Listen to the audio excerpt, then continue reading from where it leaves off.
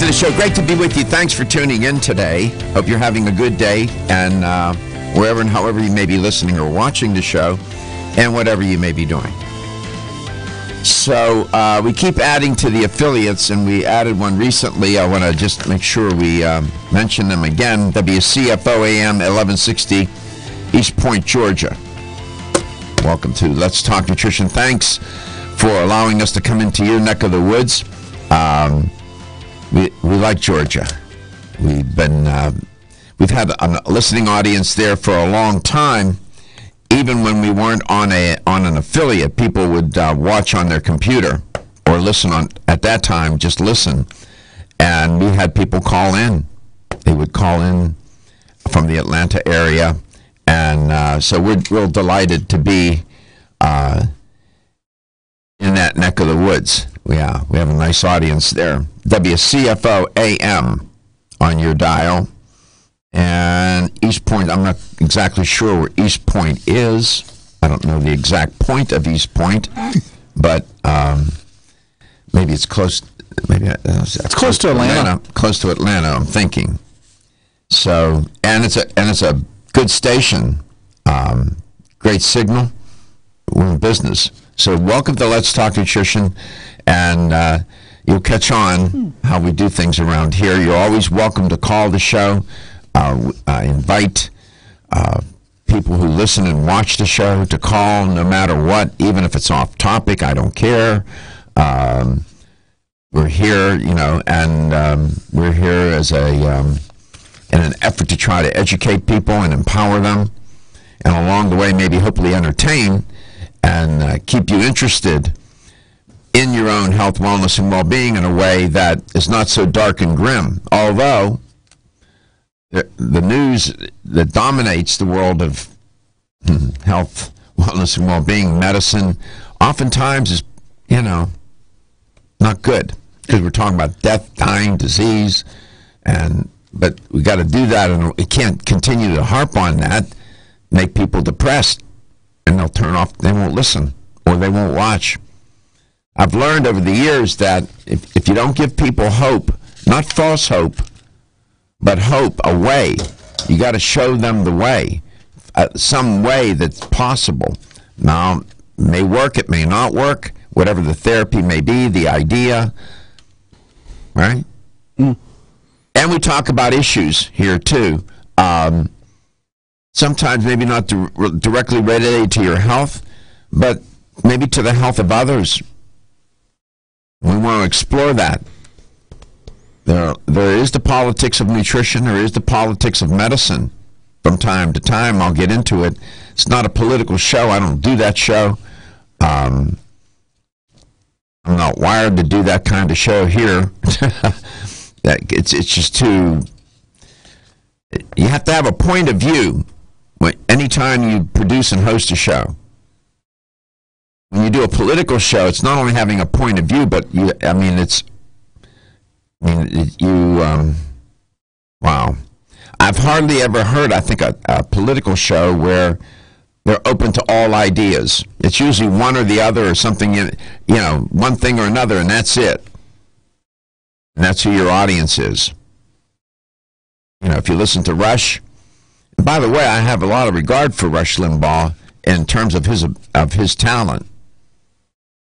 For as long as he's been doing it, and he does it day in and day out, and he does it you can disagree with him, but he is entertaining. He is entertaining, and he knows how to work that audience.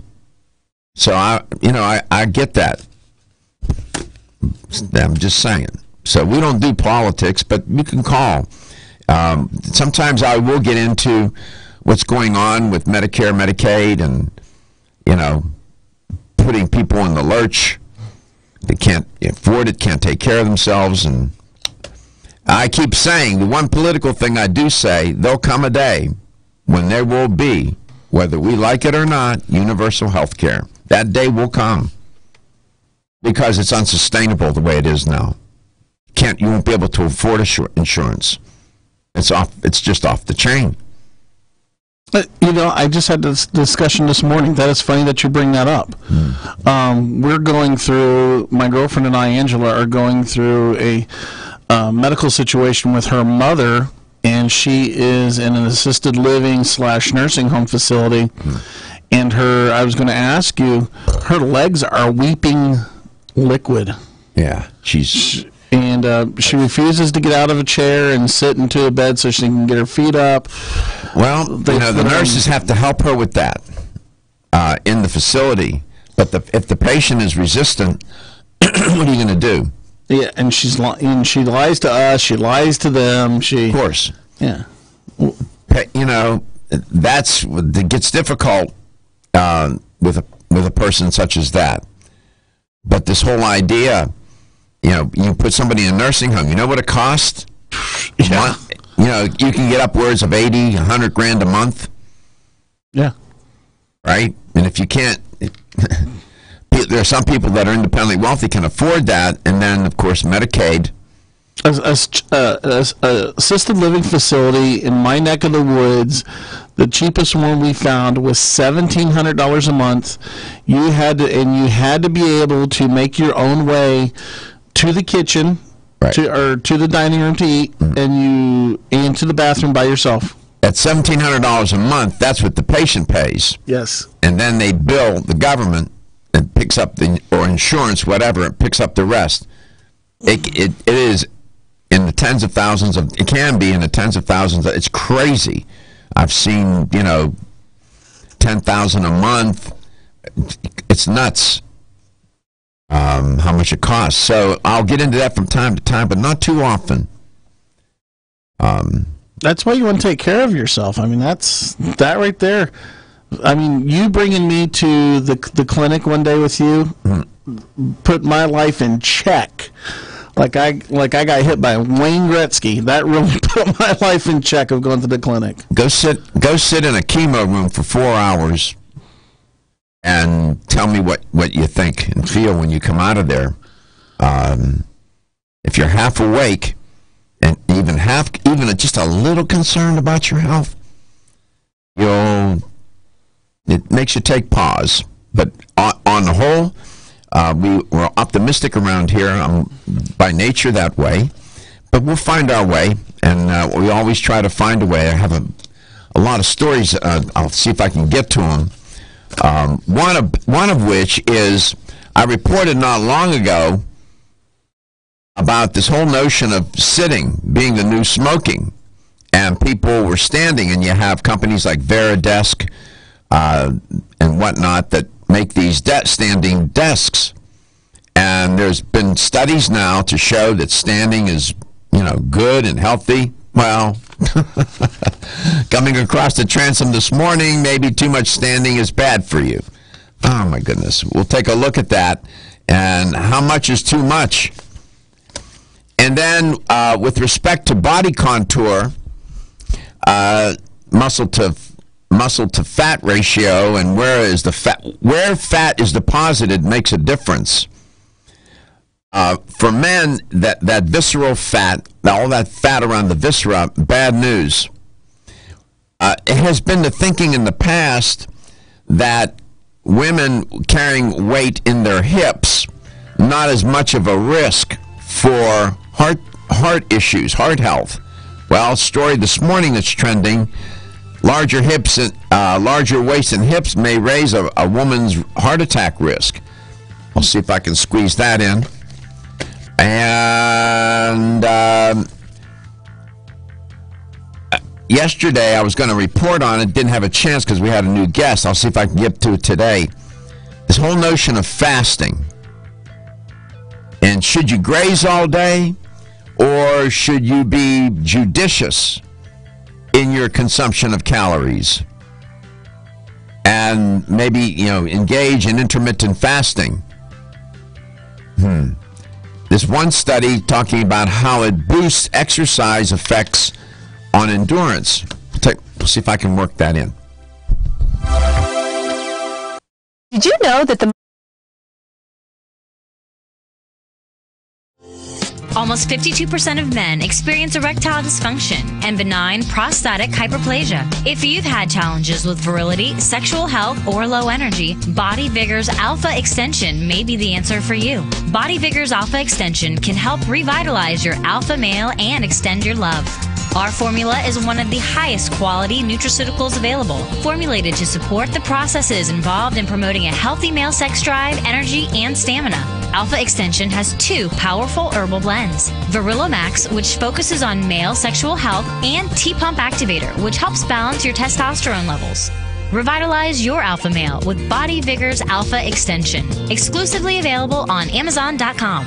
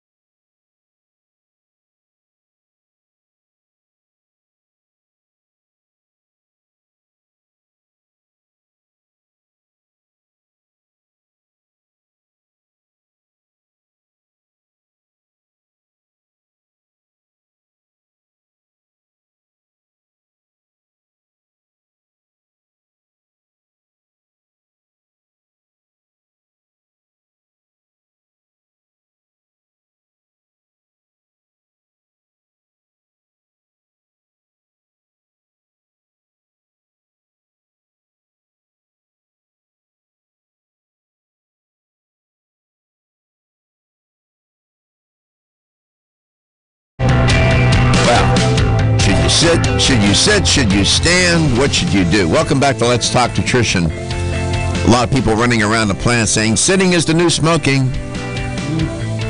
Well, maybe. And then stand. You should stand.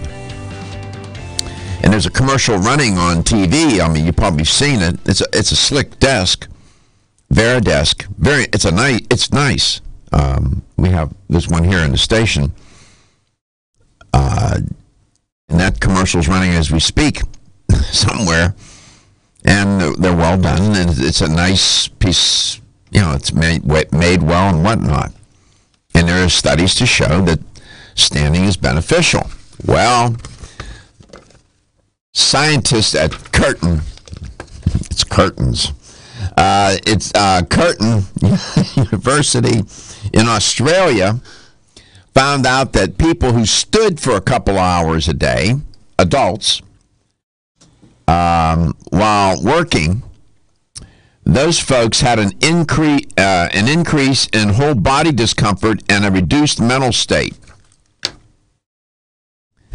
In other words, it was fatiguing them, as I would interpret that. It was kind of humorous. The author of the article that I took a look at, Honor Whitman, she had just, she mentions, it opens up the essay with, she just purchased a new standing desk and it came in the mail and she's so excited. And then she sees this study and she got depressed. And it's been, I reported on the research showing that sitting will, for long periods of time, can contribute to the increase of visceral fat, the fat around the internal organs. And that's not good. That the subcutaneous fat is unseemly maybe, but the visceral fat is not only unseemly, but it's unhealthy. And that the visceral fat is a hormone factory, now considered an endocrine organ, pumping out all kinds of pro-inflammatory hormones and puts you at risk for cardiovascular disease and diabetes.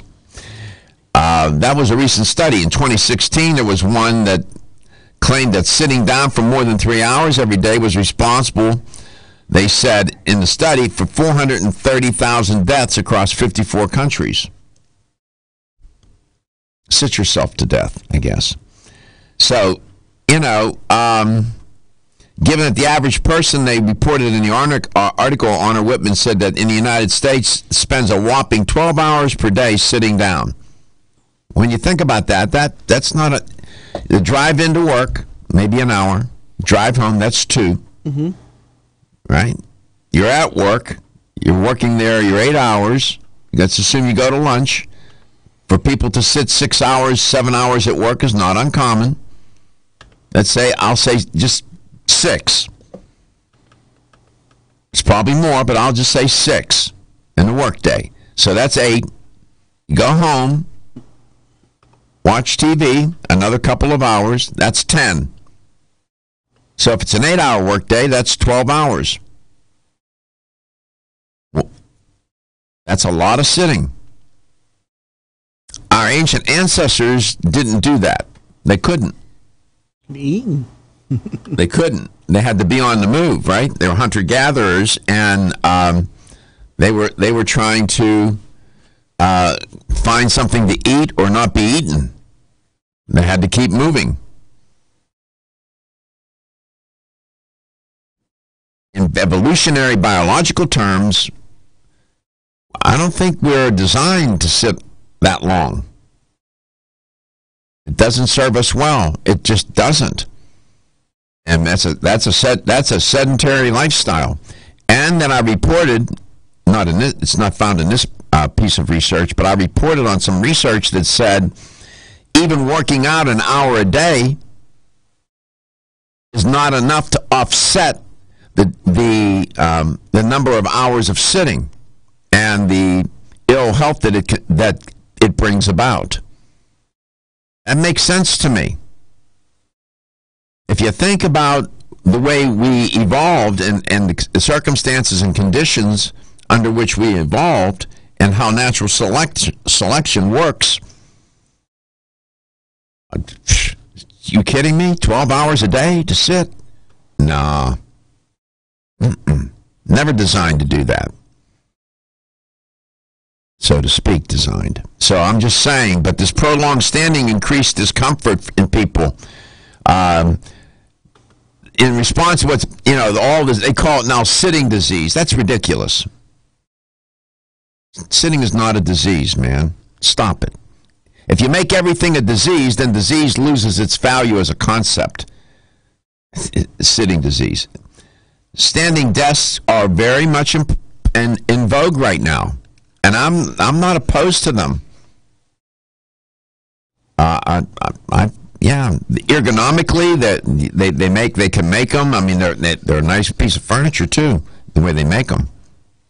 So I'm just saying, I don't know if this study is an outlier.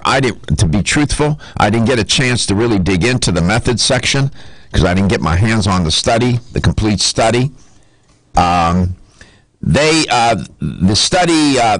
co-author in the study, Dr. Leon Straker, tested how 2 hours of standing affected the cognitive functioning and body comfort of 20 adults as they worked. And they found that over that period of time, the subjects experienced a reduction in mental reaction times. They got fatigued. That's called fatigue. So I'll tell you more about. I'll give you they have it in bold. I'll give you that when we come back, and we'll see if my guest calls in, and we'll tell you who the mystery guest for today is, and we'll all get it covered. You are listening to Let's Talk Nutrition, coast to coast and worldwide, sitting and standing.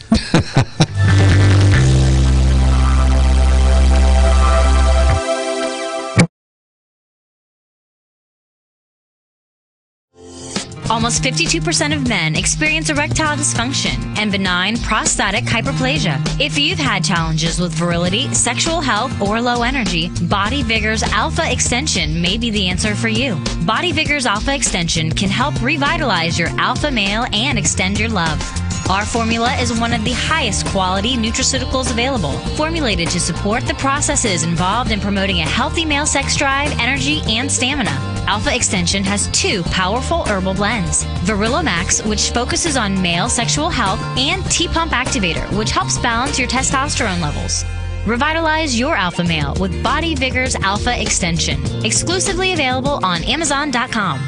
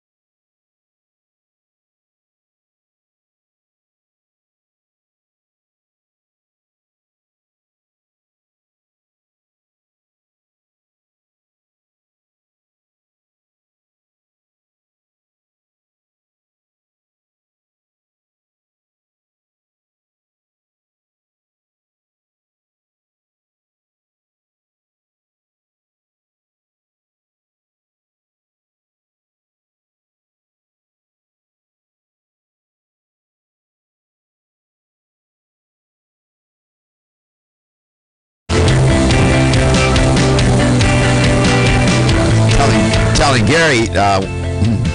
We live in strange times. You can hardly keep up. You know, where I used to live, I'm going to be moving from where I am, but where I used to have like 3 TVs on all the time, on different networks to follow the news, and it's part of what I do, and probably where I'll be moving to, probably going to have 2 or 3 TVs like I used to, because I can't keep up with what's going on. Even though I may not report on what's going on, I still, as part of producing this show, I have to be dialed into the culture, popular culture, political culture, know what's going on. You can't do this kind of show in a bubble. No. You can't. Yes, no. You cannot. After I saw this morning, they have stem cell therapy now for teeth. See, I mean, every day it's something. Who would ever thought of that? I'm waiting for us to get to the point where, if you ever saw the old Star Trek, they used to give you a pill and you could regrow a kidney. Well, I mean, it could happen, right? They're working on trying to grow organs. They can grow organs. They're trying. And, we'll all be gone, but there may come a day when, because my research anyway, I'm working on this series on aging, and this is not my first trip to that rodeo. I've been in that literature for a long time, and we keep gaining greater and greater insight into the aging process. Exactly what is it? When does it begin? How do you define it? And so on and so on.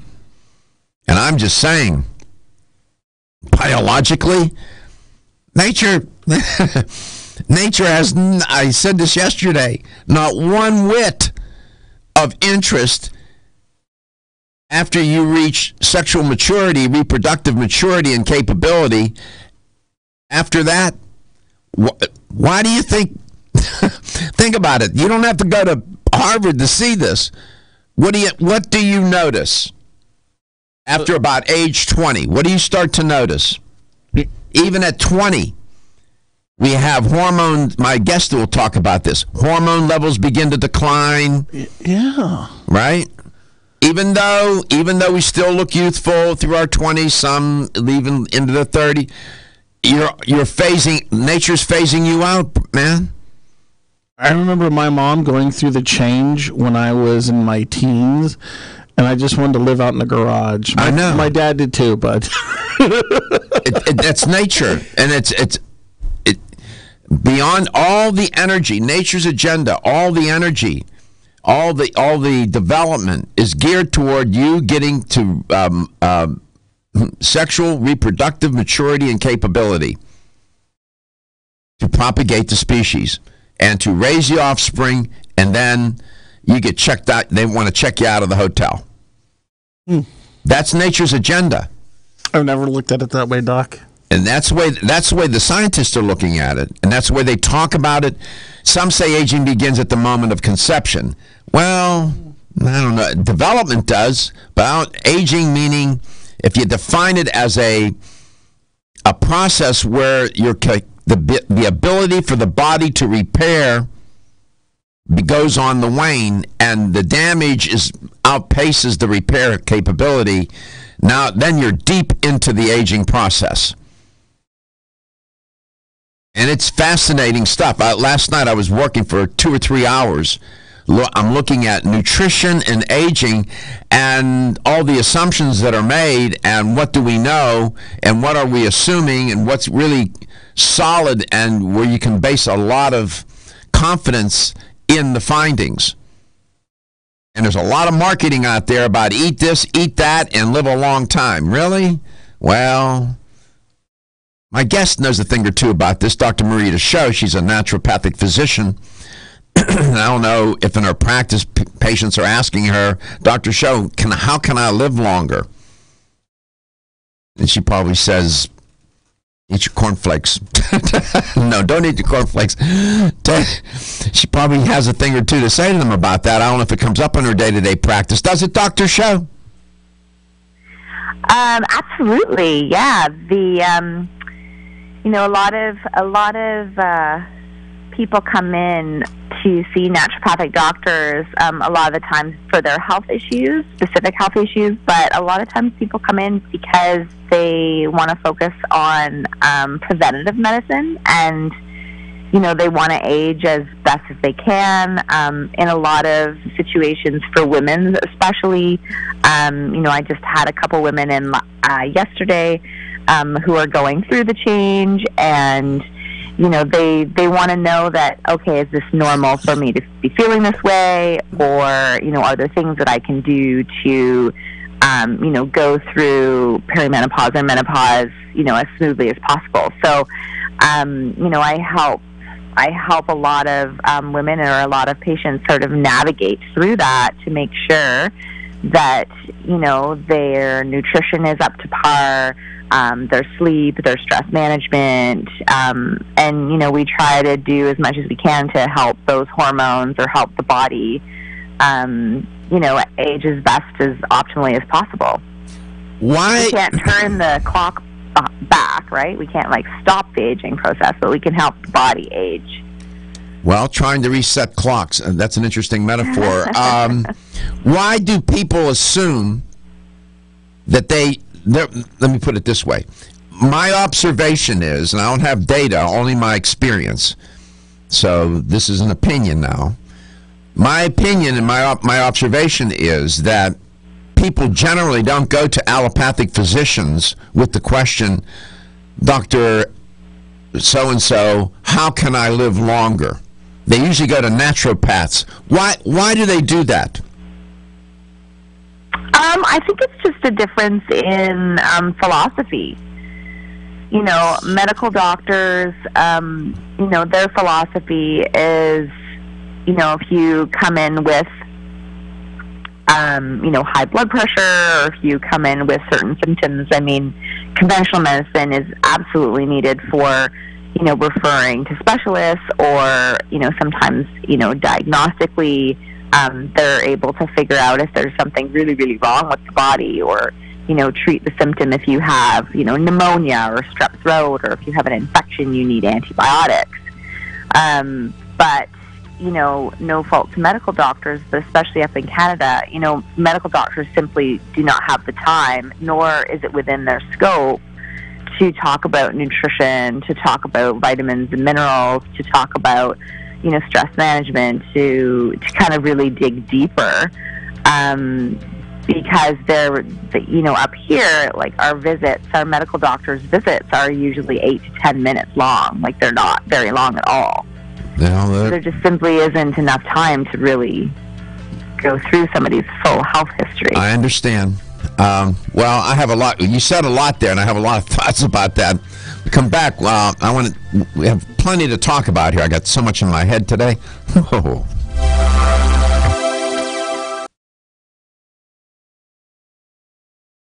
Whether you spend your free time on a treadmill, under a car, or in your garden, if your active lifestyle leaves you sore, Body Vigor's Inflammaforce may be exactly what you need. Inflammaforce has a natural herb blend that acts as an anti-inflammatory to help maintain healthy joint and mobility support. There are standardized herbs like white willow, boswellia, turmeric, ginger, and devil's claw. The vegetarian capsule promotes easy digestion and a fast-acting dissolve process. Inflammaforce includes a proprietary enzyme herbal blend full of antioxidants and flavonoids that target pain and inflammation throughout the body. Body Vigor's Inflammaforce contains ingredients that support normal, healthy joint flexibility and function, builds healthy tissue, and helps with your recovery process. So if you're tired of sore joints and inflamed muscles, Body Vigor's Inflammaforce is your answer. Purchase Inflammaforce exclusively on Amazon.com.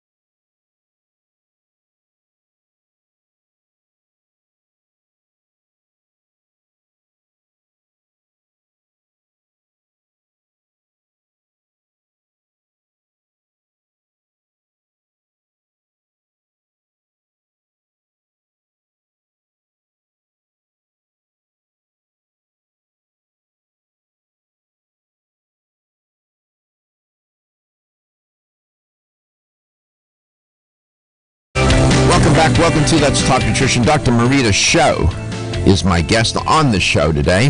Dr. Schauch, welcome back. I know you showed up with certain things on your mind to talk about, but I always like to include you in the comings and goings around here. I just want your take on, if you could just indulge me for a moment. It might even be related to what you want to talk about. How do you think about, and I'm not interested in a technical answer, I'm interested in what Dr. Marita Schauch, the person, based on her training and all of that. How do you think about the age? What is aging to you? How do you define it in your own mind as a process? Oh, that's a really good question.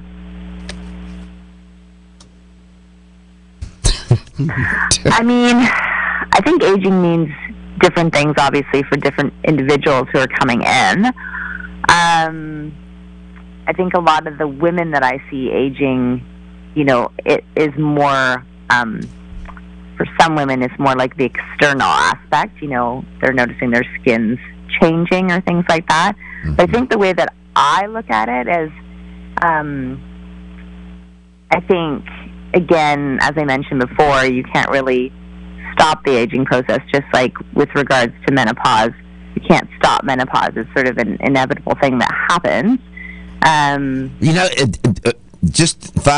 maybe I can help you here. Think about that for a second. Menopause.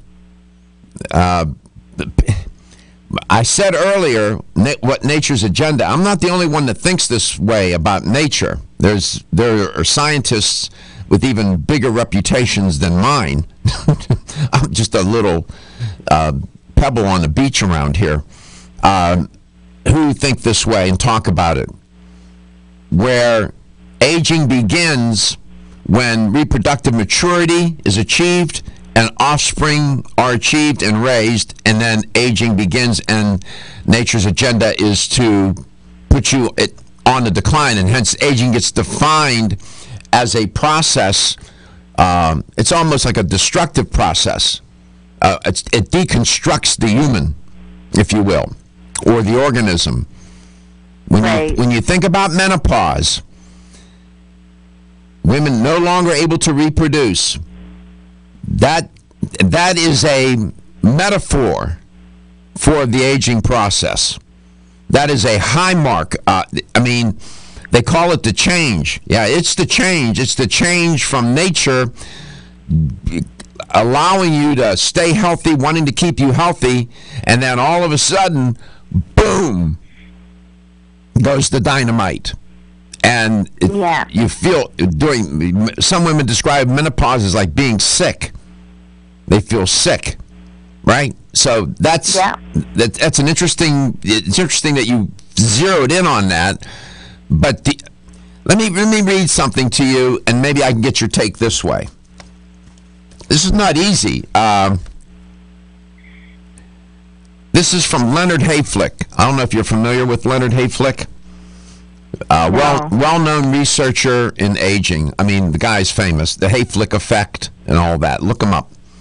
Here's a quote from an article that he wrote, and it was a back and forth between him and another researcher, Robin Halliday. This is what Hayflick opens up with on this one article.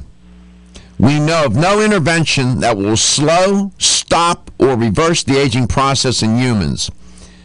It is also doubtful that intervention in the aging process has been achieved. It is also doubtful that intervention in the aging process has been achieved in any other life form in view of the absence of a generally accepted definition of aging and precise markers to measure its rate of change, close quote. Notice what he says. He knows of no intervention that will slow, stop, or reverse the aging process in humans. Your thoughts? Do you agree with that? Yeah. You do? Absolutely. Although people try to stop the aging process all the time, and I think you can, Why is What it that about there slow? are some- What about slow? Do you think we can slow it down? I think you can slow it down, and I think you can optimize the aging process. I mean, look at I have some patients who are in their 80s that are, still doing exercise fit classes or walking 5K, and then I have other patients in their 80s that are, have crippling arthritis or have a lot of different illnesses.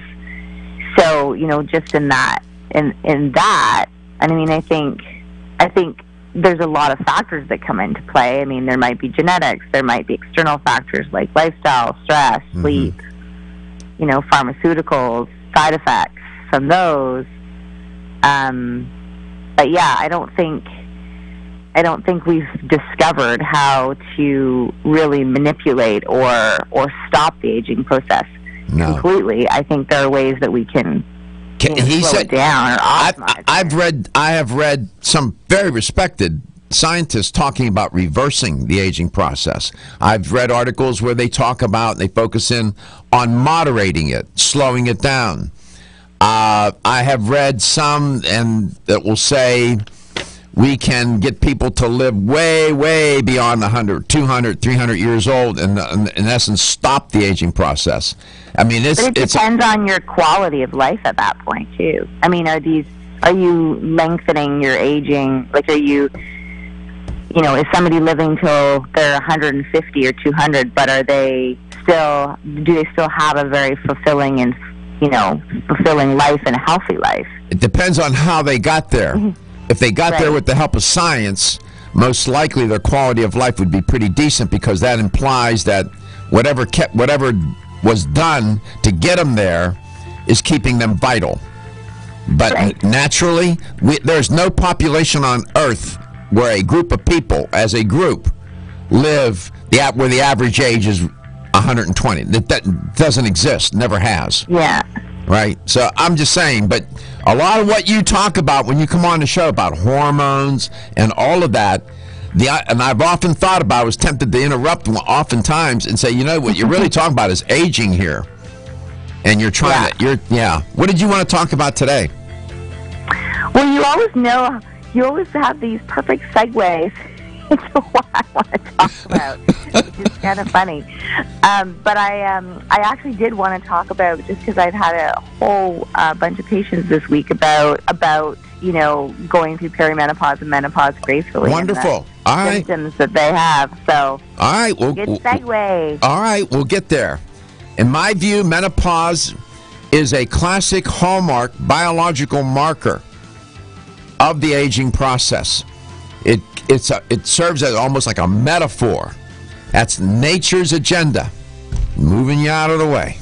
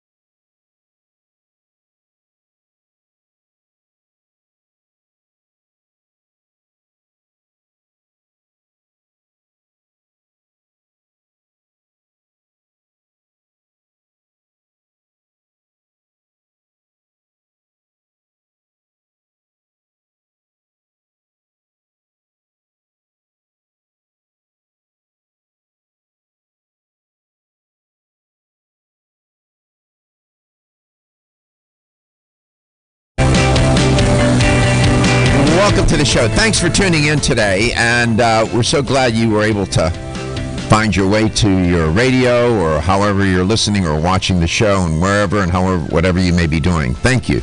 We appreciate it. My guest is Dr. Marita Schauch, and it's interesting, the guests that come through here, some will have a specific topic,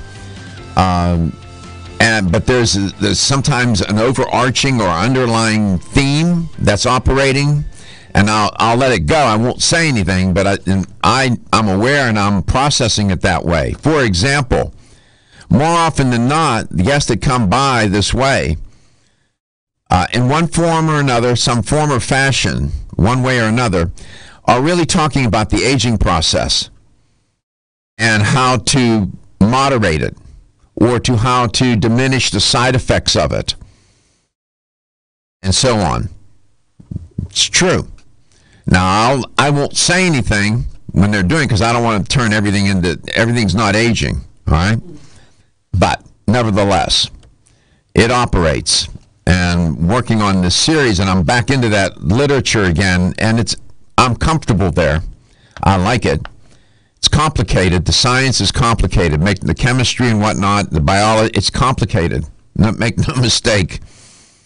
Nevertheless, we'll try to sort through it. I'd be remiss if I didn't mention and welcome WCFO AM 1160, East Point, Georgia, News Talk 1160. Want to welcome you to the network of affiliates for Let's Talk Nutrition. We're very grateful that you are bringing us into your neck of the woods. Thank you very, very much. We're grateful, and we're making our way. We're in over 60 plus markets across the U.S., including Hawaii, and of course we're global. Here's how you can connect. You can reach us at 877-897-8255. That's 877-897-8255.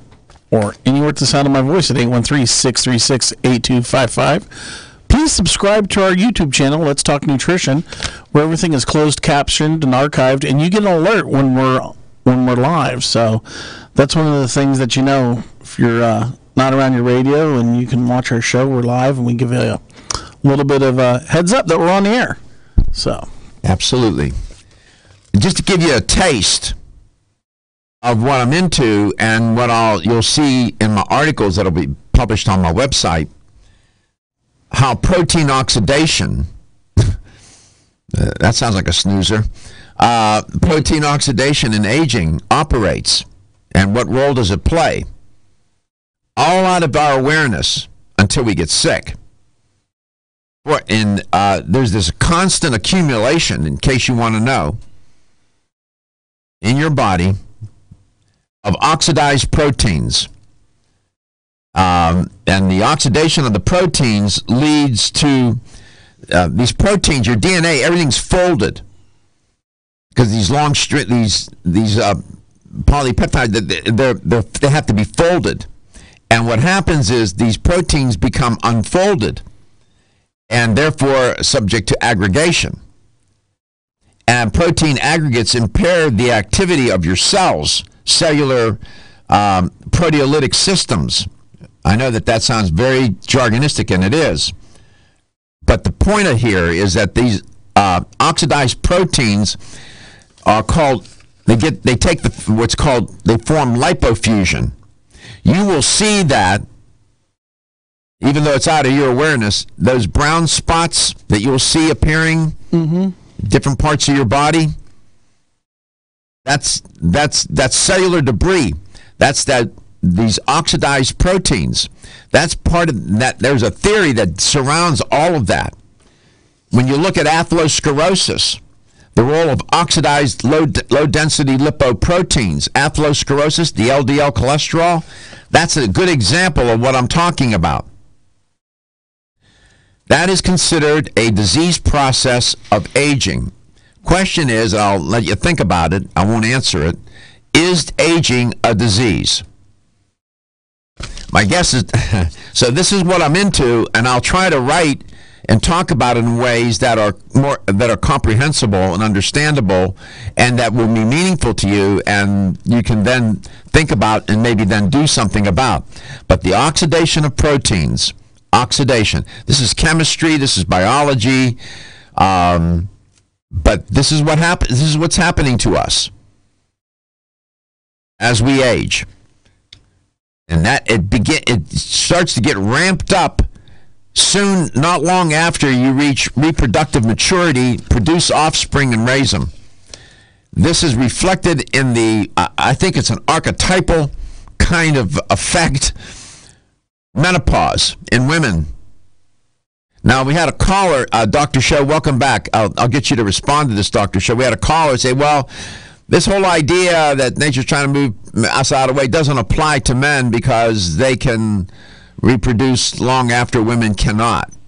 But I'm not so sure I would like to have a father recreating me when he's 85 or 90 with his sperm. I'm just saying. Your thoughts? Dr. Schauch. For whether or not you'd want somebody. In other words, we had a caller that said, well, this really doesn't apply to men because they can reproduce well into their 80s and whatnot. But that is. I see. But just because they're going through a pause of some sort, the sperm aren't all that great at 80 or 90, as I read the literature. I'm just saying. Yeah, I mean, so maybe there's a little bit more of a lengthening time that the sperm is able to be more viable versus, women as soon as usually mid-30s, late 30s, early 40s. That's when it increasingly becomes difficult to conceive. But yeah, what about the quality? I mean, just because they're being produced doesn't mean that they're all 100% viable. And just because you're able to perform sexually doesn't mean that everything's just fine and dandy. And as far as nature is concerned, you're not a candidate to be reproducing. And unless we forget, you still need to have a woman make this all happen. Okay, I'm just Good it's point. dyadic. Oh my goodness! Bang, bang, bang, bang, bang. So, what do you think? Menopause. What do you do? Can you do anything? It's difficult for some women. Some women suffer mightily. You've forgotten more about this than I know. I watched my mom go through it, and other women in the family and whatnot. And it can be challenging, yeah? Oh, absolutely. I mean, you have some women that come in that are, hot flashing, night sweating, not sleeping, irritable, gaining weight, fatigue. I mean, for some, it's not a very pretty road. But then, I remember when my mom went through menopause, and it was, we didn't really hear anything about it. It just happened, and she had no symptoms whatsoever. Her period just stopped. So, is that related to lifestyle? Is that related to genetics? Is that related to, who knows? How about luck? Yeah. We forget about luck. We forget about that, right? There's an element of good luck and bad luck that operates here too, yeah? Yeah, true enough. Sure enough. So, but I think, just it comes to mind with a woman that was in yesterday, she was very, matter of fact. She said, Dr. Marita, if I'm supposed to be, irritable or moody, or if this is just the way that menopause is, she's like, I'll accept it.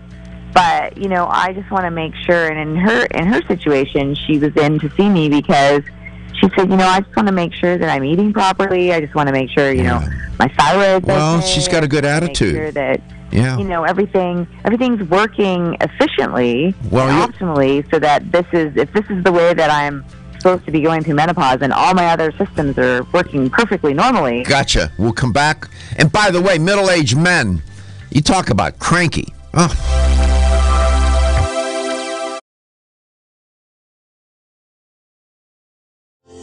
Almost 52% of men experience erectile dysfunction and benign prostatic hyperplasia. If you've had challenges with virility, sexual health, or low energy, Body Vigor's Alpha Extension may be the answer for you. Body Vigor's Alpha Extension can help revitalize your alpha male and extend your love.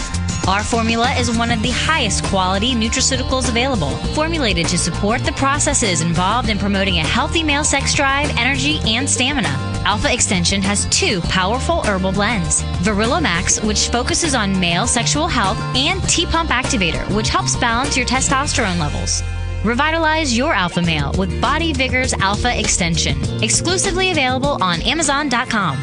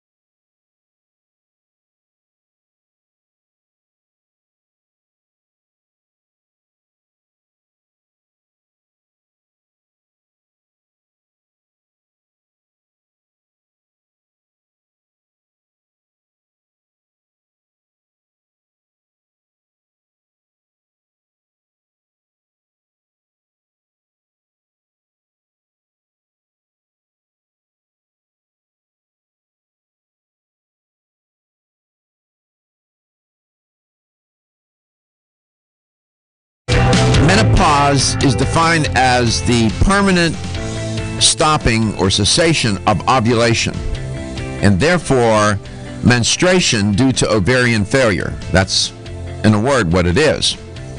The median age, the average, that not the arithmetic, but the median, that's the number that splits the sample 50% above, 50% below. The median age of menopause is 51 years. early menopause might occur at 40 years of age. Late menopause can happen as late as 62 years of age. I wonder if Dr. Schauch has had patients where it's that late. Premature menopause is operationalized as the cessation of ovulation prior to age 40, a condition that's referred to as primary ovarian insufficiency, or POI. Boy. It turns out that menopause is also a highly inheritable condition.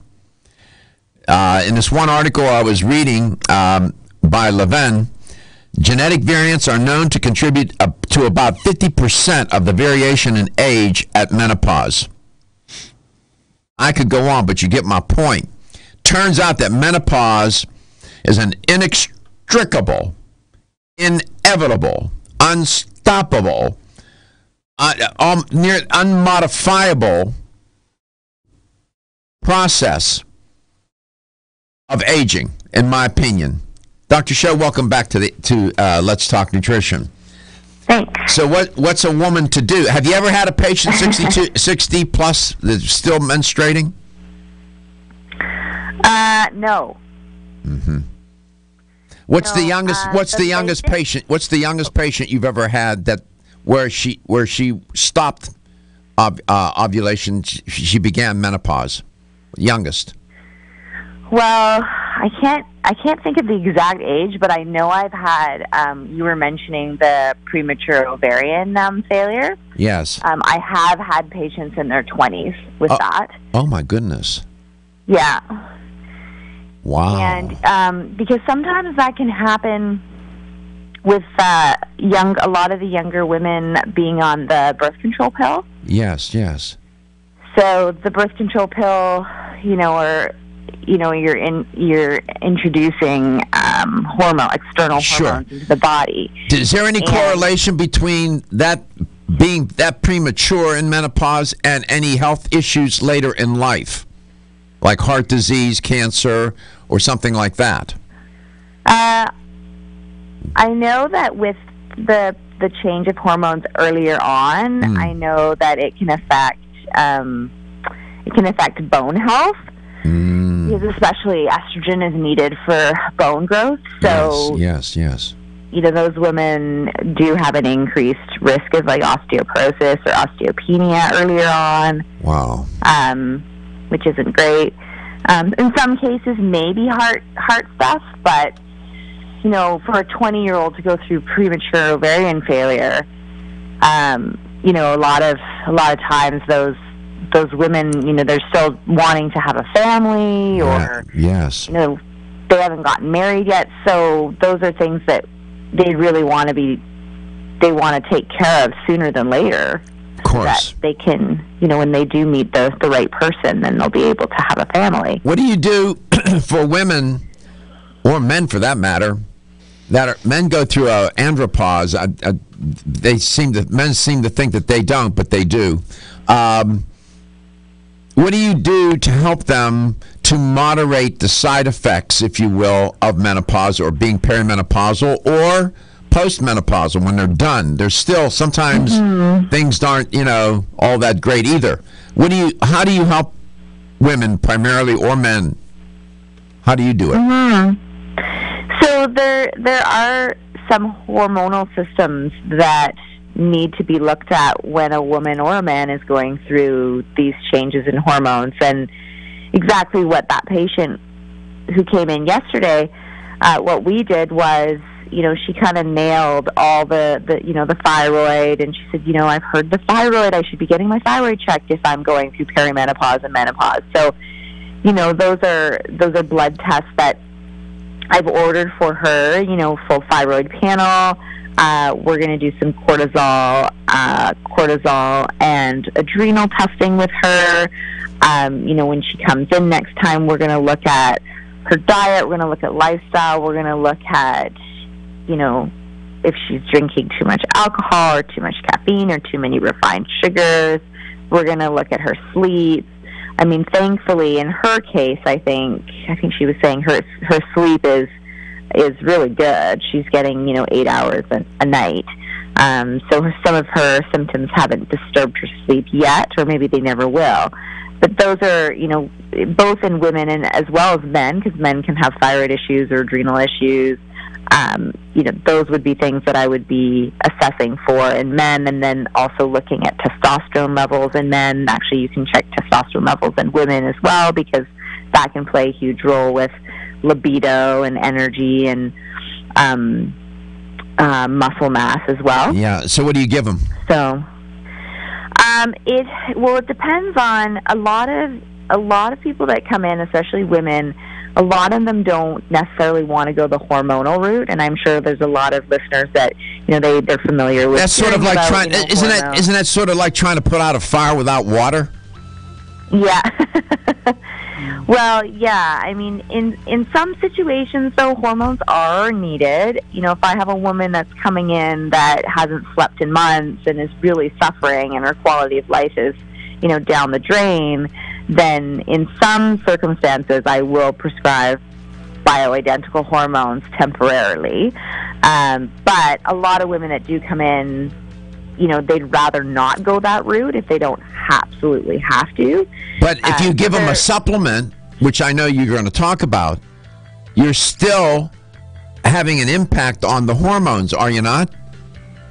You are, but instead of just giving the body hormones, you're supporting the body. Okay. All right. We'll give you a chance to develop that a little bit more. LTN, Coast to Coast. The ever-increasing stress and toxicity we are exposed to. Women who are pregnant or planning to have a child have specific nutritional needs. Maintaining optimal nutritional intake is important for mother and baby. Body Vigor's Preferred Prenatal can help mother and baby receive the appropriate building blocks for growth, development, and healthy function. The Preferred Prenatal formula provides essential vitamins and minerals, along with added support ingredients such as folic acid and DHA. Preferred Prenatal also incorporates a bonus herbal blend to help the mom-to-be with the uncomfortable side effects of pregnancy, like nausea, vomiting, mood swings, and uterine health. Support a healthy pregnancy for you and your baby with Preferred Prenatal, exclusively on Amazon.com.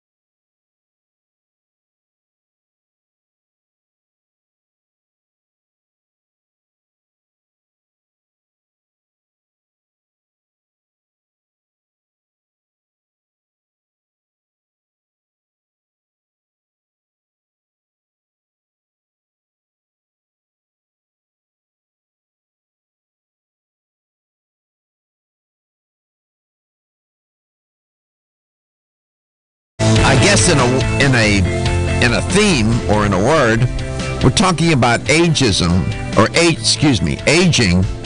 in women. Welcome back to Let's Talk Nutrition. And one of the classic processes of aging in women is menopause.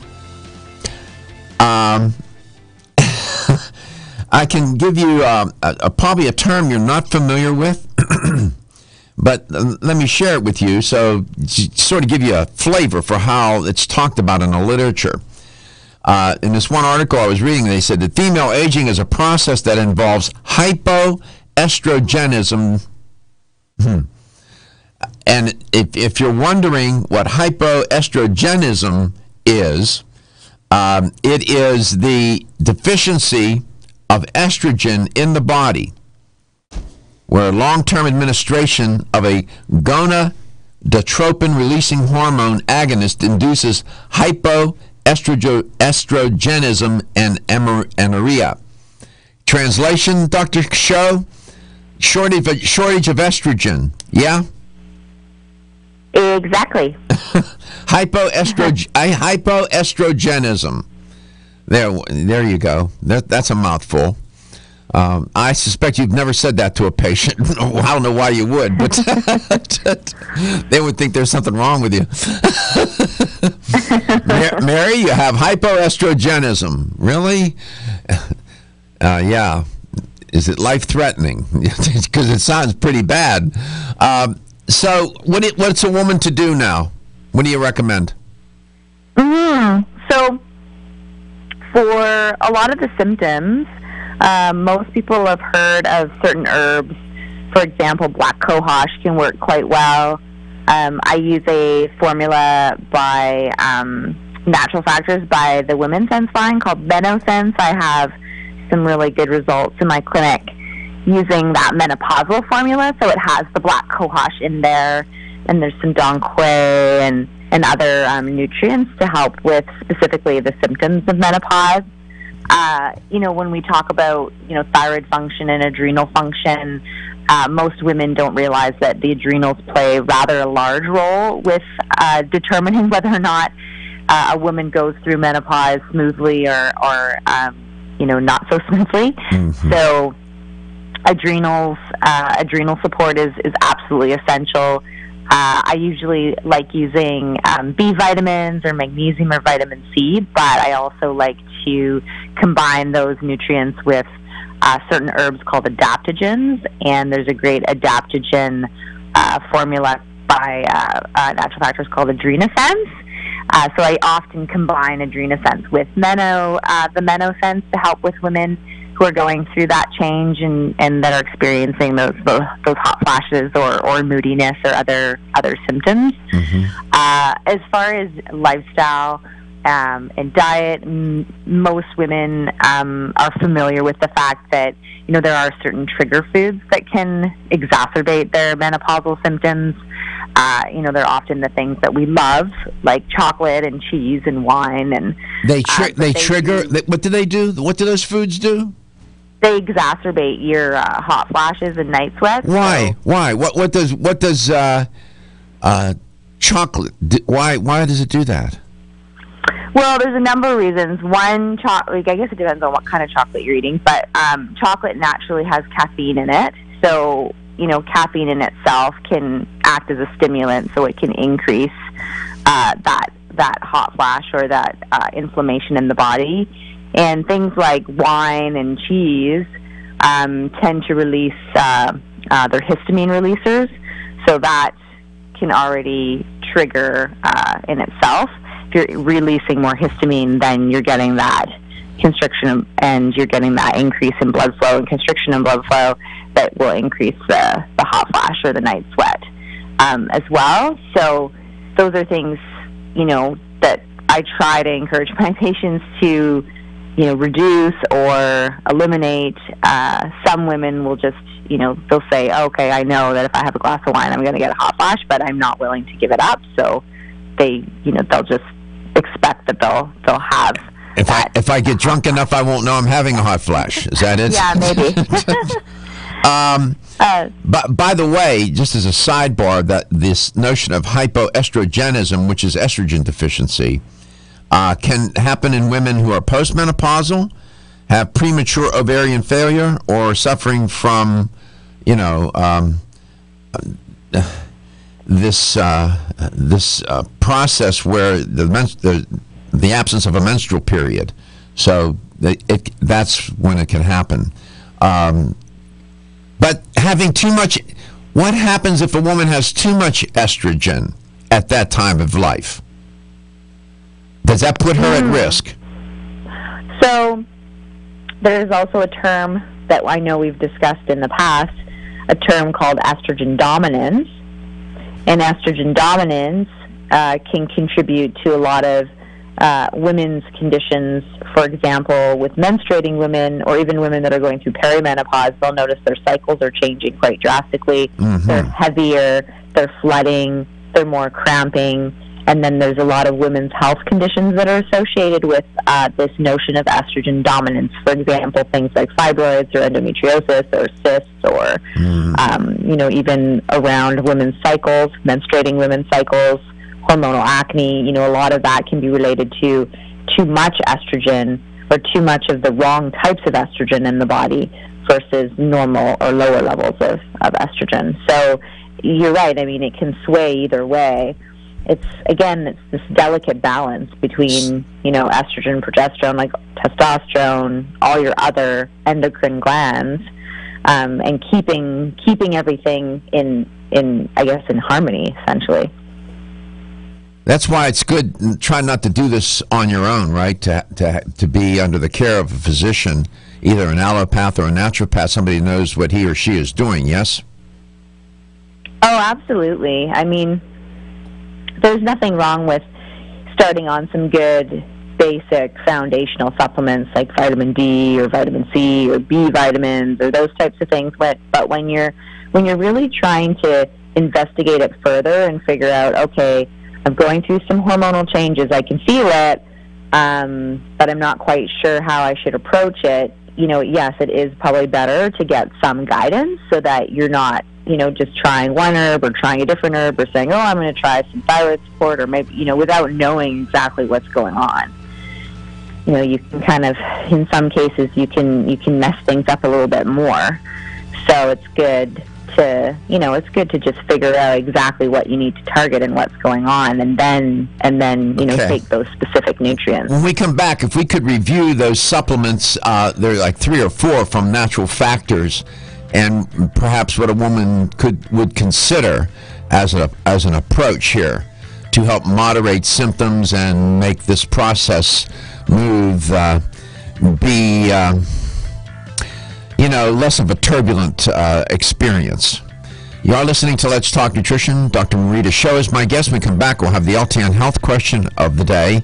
Right answer, $25 gift card from Vitamin Discount Center. Are your joints feeling out of date and stiff? Is that old sports injury flaring up? Is your body aching from the daily wear and tear at work? Body Vigor's Joint Ready keeps you at the ready for any joint pain that gets out of line. Unfortunately, as we age, joint pain becomes more common. Body Vigor's Joint Ready can help provide relief so you can continue to go about your day. Our formula contains sulfated forms of glucosamine and chondroitin. Studies show that these sulfated forms are more effective than regular glucosamine bound to hydrochloride. Joint Ready promotes a healthy inflammatory response, facilitates cartilage synthesis, and provides additional antioxidants. Keep your joints at the ready with Body Vigor's Joint Ready, exclusively on Amazon.com.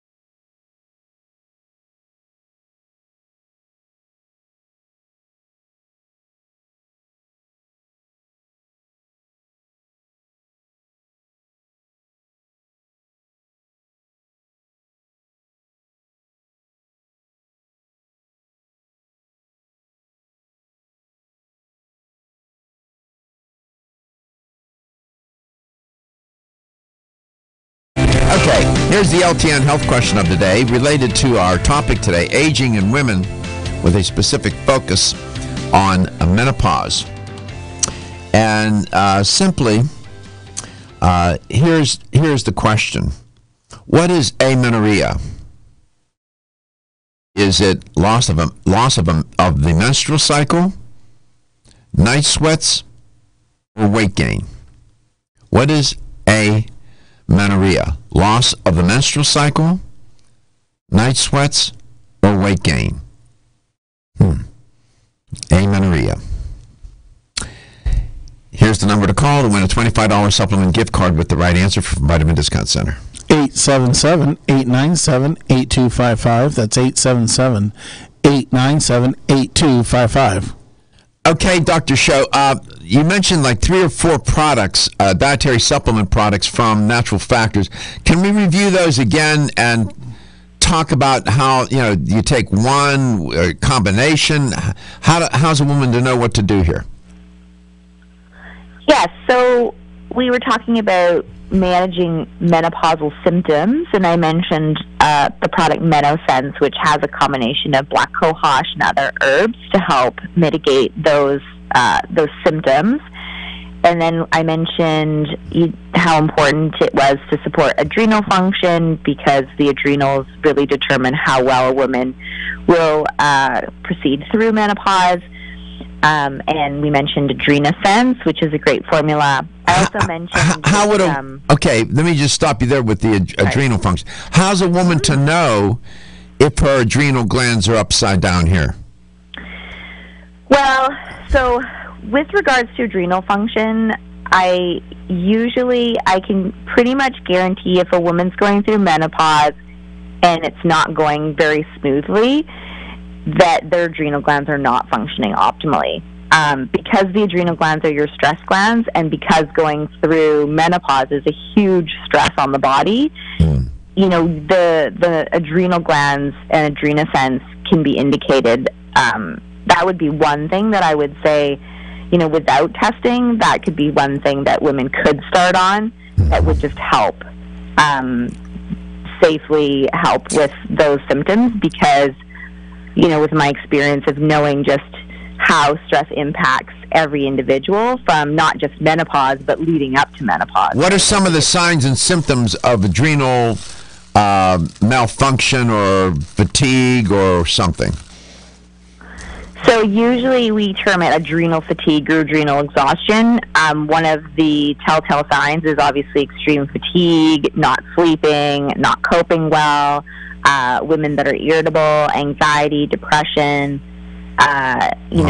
worsening of menopausal symptoms. So, and the nice thing about adaptogens, or even taking like B vitamins, is that it'll support your body for where your body is in, like as far as like where how depleted you are, or if your body is normally functioning, they're used to be preventative as well. So to kind of equip the body with the reserves that it needs, that if something goes awry or if the hormones are off, then they kick in and help you. So that's why I was saying that with adrenal function or adrenal herbs, it can be quite preventative and very gentle, because they will help your body depending on where your levels are at. Okay, so you mentioned the Menopause, the Adrenosense, and then there was a third product you mentioned. Well, we were talking about estrogen dominance, so the opposite of menopause, so having too much estrogen, and there's a formula called Estrosense. Estrosense. So, so there's no estrogen in the product, but essentially what it does is it helps the body and helps the liver detoxify and metabolize the excess estrogen that is in the body. And, are there any classic signs and symptoms that there is too much estrogen? Yeah, so some of the symptoms we talked about before were if women are having really heavy periods, if women have a history of fibroids or endometriosis or cysts, if women have really bad headaches before their period or really bad PMS symptoms, usually that can be an indication of that imbalance between estrogen and progesterone. Okay. So there's a lot of signs and symptoms that are flying around here. Can get very confusing, right? Oh, absolutely. I mean, that's why the majority of the women that come in to see me, they'll say, I've read an article on this, or I've been trying to do some research myself online, but there's so much information, there's so many symptoms.